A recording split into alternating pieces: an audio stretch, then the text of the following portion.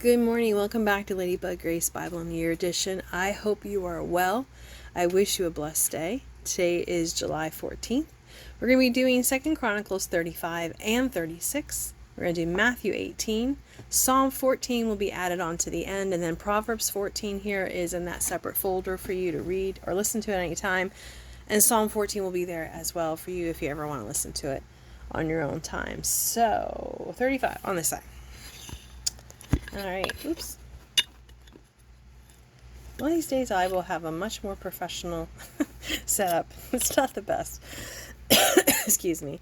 Josiah celebrates the Passover.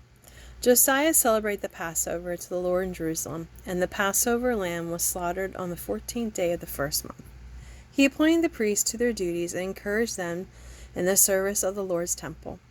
He said to the Levites, who instructed all Israel and who had been consecrated to the Lord, "Put the sacred ark in the temple that Solomon son of David, king of Israel, built. It is not to be carried about on your shoulders. Now serve the Lord your God and his people Israel. Prepare yourselves by families in your divisions, according to the instructions written by David, king of Israel, and by his son Solomon. Stand in the holy place with a group of Levites, for each subdivision of the families of your fellow Israelites, the lay people. Slaughter the Passover lambs, consecrate yourselves, and prepare the lambs for your fellow Israelites, doing what the Lord commanded through Moses." Josiah provided for all the lay people who were there a total of 30,000 lambs and goats for the Passover offerings, and also 3,000 cattle, all from the king's own possessions. His officials also contributed voluntarily to the people, and the priests and Levites, Hilkiah, Zechariah, and Jehiel. The officials in charge of God's temple gave the priests 2,600 Passover offerings and 300 cattle. Also, Kenush, along with... I just dropped the book. Gotta keep track of stuff. There we go. And Shemaiah and Nathaniel, his brothers, and Hashabiah, Jeiel, and Jozabad, the leaders of the Levites, provide 5,000 Passover offerings and 500 head of cattle for the Levites. The service was arranged, and the priests stood in their places with the Levites in their divisions, as the king had ordered. The Passover lambs were slaughtered, and the priests splashed against the altar the blood handed to them, while the Levites skinned the animals. They set aside the burnt offerings to give them to the subdivisions of the families of the people to offer to the Lord, as it is written in the book of Moses. They did the same with the cattle. I don't know, I have a problem singing today. They roasted the Passover animals over the fire as prescribed, and boiled the holy offerings in pots, cauldrons, and pans, and served them quickly to all the people. After this, they made preparations for themselves and for the priests, because the priests, the descendants of Aaron, were sacrificing the burnt offerings and the fat portions until nightfall. So the Levites made preparations for themselves and for the Aaronic priests. The musicians, the descendants of Asaph, were in the places prescribed by David: Asaph, Heman, Jeduthun, and the king's seer.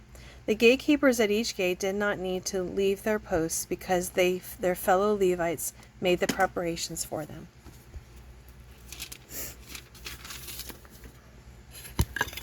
So at that time, the entire service of the Lord was carried out for the celebration of the Passover and the offering of burnt offerings on the altar of the Lord, as King Josiah had ordered. The Israelites who were presented celebrated the Passover at that time and observed the festivals of unleavened bread for 7 days. The Passover had not been observed like this in Israel since the days of the prophet Samuel, and none of the kings of Israel had ever celebrated such a Passover as did Josiah, with the priests, the Levites, and all of Judea and Israel, who were there with the people of Jerusalem. This Passover was celebrated in the 18th year of Josiah's reign. The death of Josiah. After all this, when Josiah had set the temple in order, Necho, king of Egypt, went up to fight at Carchemish, or the Euphrates, and Josiah marched out to meet him in battle. But Necho sent messengers to him, saying, "What quarrel is there, king of Judah, between you and me? It is not you I am attacking at this time, but the house with which I am at, war. God has told me to hurry. So stop opposing God, who is with me, or he will destroy you." Josiah, however, would not turn away from him, but disguised himself to engage him in battle. He would not listen to what Necho had said at God's command, but went to fight him on the plan of Megiddo. Archers shot King Josiah, and he told the officers, "Take me away. I am badly wounded." So they took him out of his chariot, put him in his other chariot, and brought him to Jerusalem, where he died. He was buried at the tombs of his ancestors, and all Judah and Jerusalem mourned for him. Jeremiah composed laments for Josiah, and to this day all the male and female singers commemorate Josiah in the laments. These became a tradition in Israel and are written in the laments. The other events of Josiah's reign and his acts of devotion, in accordance with what is written in the law of the Lord. All the events from beginning to end are written in the book of the kings of Israel and Judah. And the people of the land took Jehoahaz, son of Josiah, and made him king in Jerusalem in place of his father. Chapter 36. Judah is exiled to Babylon. Jehoahaz, king of Judah.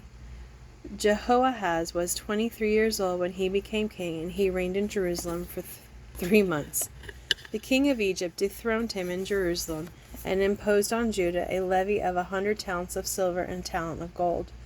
The king of Egypt made Eliakim, a brother of Jehoahaz, king over Judah, Jerusalem, and changed Eliakim's name to Jehoiakim.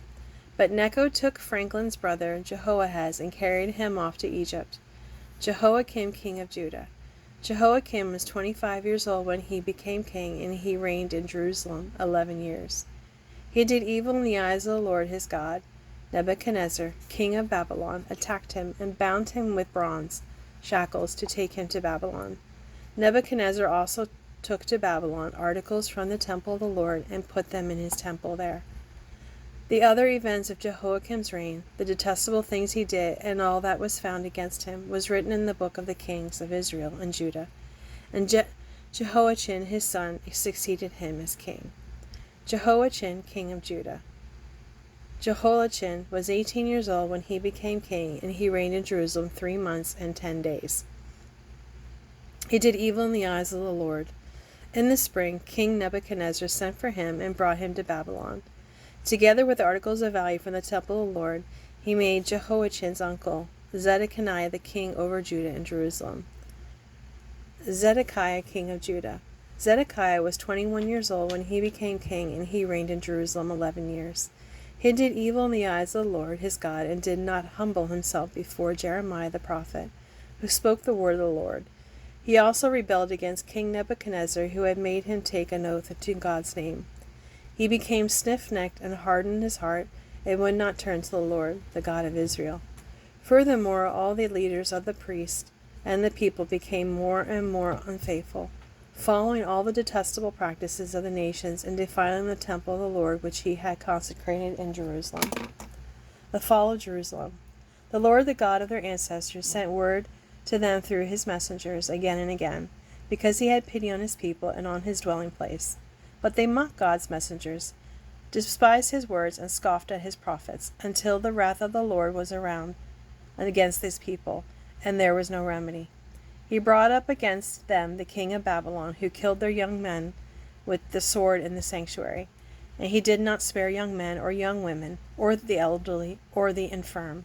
God gave them all into the hands of Nebuchadnezzar. He carried to Babylon all the articles from the temple of God, both large and small, and the treasure of the Lord's temple, and the treasures of the king of his officials. They set fire to God's temple, and broke down the wall of Jerusalem.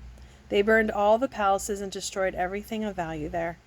They carried into exile to Babylon the remnant who escaped from the sword, and they became servants to him and his successors until the kingdom of Persia came to power. I should have been ready to change that. Oh, we're almost done with 2 Chronicles. I can't. The pages, I can't get it to come undone. Hang on. Okay, so you wouldn't see me struggling. The Lord enjoyed his Sabbath rest. All the time of his desolation it rested. until the 70 years were completed in fulfillment of the word of the Lord spoken by Jeremiah. In the first year of Cyrus, the king of Persia, in order to fulfill the word of the Lord spoken by Jeremiah, the Lord moved the heart of Cyrus, king of Persia, to make a proclamation throughout his realm and also put it in writing. This is what Cyrus, king of Persia, says. The Lord, the God of heaven, has given me all the kingdoms of the earth, and he has appointed me to build a temple for him at Jerusalem in Judah. Any of his people among you may go up, and may the Lord their God be with them. All right, so that is the end of Chronicles. Hold on. Okay, and we're back. I wanted to get ready for tomorrow's. We're starting Song of Songs tomorrow, so I wanted to get that prep for it.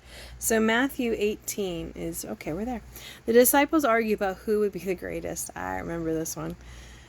At the time the disciples came to Jerusalem and asked, "Who then is the greatest in the kingdom of heaven?" He called a little child to him and placed a child among them, and he said, "Truly I tell you, unless you change and become like little children, you will never enter the kingdom of heaven.